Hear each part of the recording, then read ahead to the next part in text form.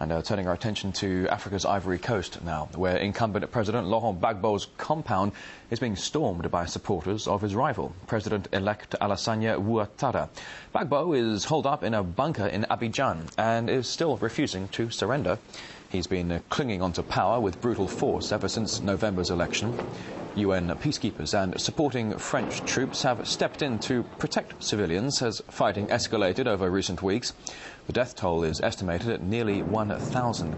On Monday, UN and French forces opened fire on Gbagbo's positions in the first military action supporting Ouattara.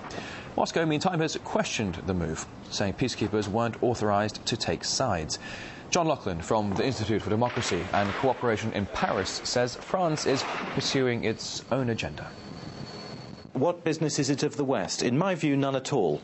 And yet the West, in this case France, but by means of the United Nations, has got into the habit of intervening systematically in other people's conflicts. We know that France is not neutral in this political crisis because France has said repeatedly and explicitly that it wants Laurent Gbagbo to step down. So there is absolutely no shred of neutrality about France's position.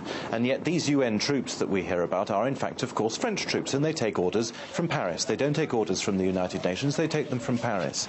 And my concern about this intervention is that it fatally damages the authority of the United Nations, because nobody now is ever going to believe that a United Nations intervention in the future is neutral, when we can see a United Nations intervention, as in this case, being used for explicitly political purposes. And that was John Laughlin from the Institute for Democracy and Cooperation